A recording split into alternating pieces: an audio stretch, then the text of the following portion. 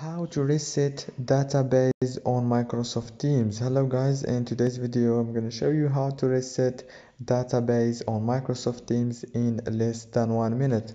So all what you have to do is go to Teams. Now go to the top corner and click on your profile picture, then go down and choose this settings option. Now it will take you to this page. Here you will find a lot of options. Choose the third one, it's data and storage. Click on it like this and it will take you to this page.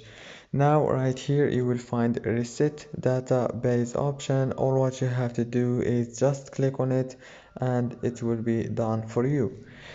If this video was helpful for you, please don't forget to like and subscribe, and thank you so much for watching this video until the end. See you later and thank you so much.